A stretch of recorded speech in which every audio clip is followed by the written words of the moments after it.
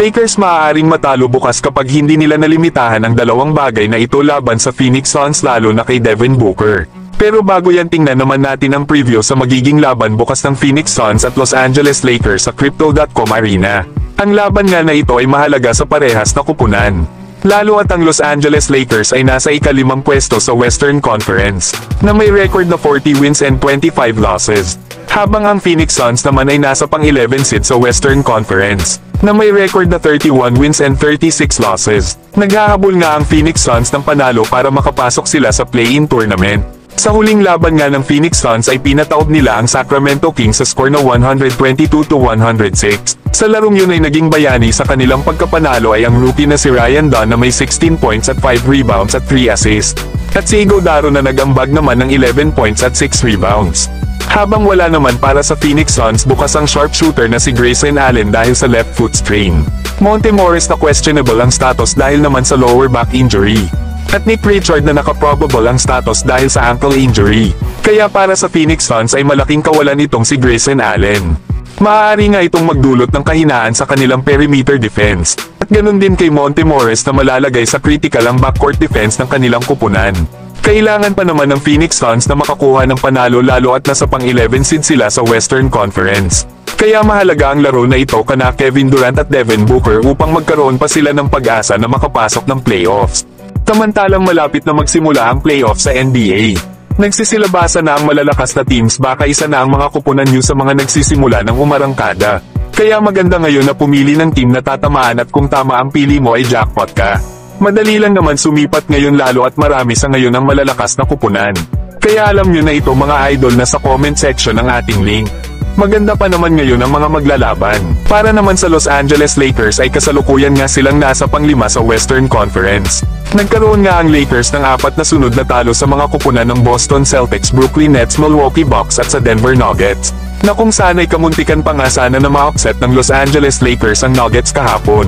Kaso ay nadali sila ng isang big-time 3-point shot mula kay Jamal Murray sa huling mga segundo ng laro para makalamang ang Nuggets. Nasa huli ay ang Nuggets pa nga ang nanalo sa score na 131-126. Nasayang tuloy ang performance kahapon ni Austin Reeves lalo at gumawa pa naman sana ito ng 37 points, 8 rebounds at 13 assists. Habang ang rookie naman ng Lakers na si Dalton Knecht ay nagpakitang gilas din matapos itong makagawa ng 32 points. Pero may good news naman sa Los Angeles Lakers lalo at possible nang bumalik ang ilan sa kanilang mga starters.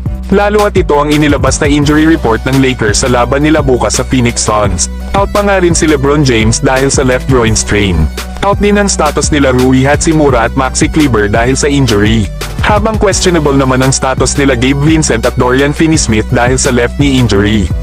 Pero ang good news ay maaari nang makabalik bukas sa lineup ng Lakers sila Luka Doncic at Jackson Hayes. Lalo at parehas na probable ang status na ng nasabing dalawang players. At ganun nga din itong rookie na si Dalton Knecht na probable ang status dahil sa back soreness. Kaya kahit papaano ay merong katuwang na ang Lakers sa kanilang center position at backcourt. Na bagamat kulang ang mga key players ng Lakers sa magiging laban nila sa Phoenix Suns, ay inaasahan pa rin ng Los Angeles Lakers ang kanilang bench unit at ang kanilang mga rising stars tulad nila Austin Reeves at Dalton Knecht, na nag-step up sa naging laban nila sa Denver Nuggets. Nalalo pang ang lalakas ang Lakers kung magpapakita bukas si Luka Doncic ng isang magandang performance. Pero kayo mga idol, sino para sa palagay nyo ang mananalo sa pagitan ng Los Angeles Lakers at Phoenix Suns? Samantalang delikado ang Los Angeles Lakers kung mapapabayaan nila ang mga bagay na ito sa Phoenix Suns. Una ay ang 3-point shots ng Suns na kung saan sa huling laro nila sa laban sa Sacramento Kings, ay nakagawa ang Phoenix Suns ng kabuoang 24 na 3-point made. Isang 3-point made na nga lang sana at mapapantayan na ng Phoenix Suns ang kanilang franchise record. Kaya kailangan ng Lakers na malimitahan ang mga sharpshooter ng Phoenix Suns kagaya nila Devin Booker, Kevin Durant at ang iba pa. Pero ang pinaka dapat na bantayan ng Lakers ay itong si Devin Booker.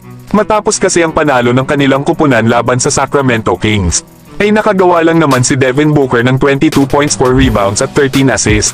Ayon kasi sa StatsMuse ay 5-1 ang record ng Lakers kapag itong si Devin Booker ay nakakagawa ng 10 or more assists sa isang laro. Kaya kung mapipigilan ng Los Angeles Lakers ang dalawang bagay na ito laban sa Phoenix Suns, ay malaki ang chance ng Lakers na sila ang manalo sa matchup nila bukas laban sa Suns. Pero kayo mga idol, ano ang prediction nyo sa laban ng dalawang kupunan?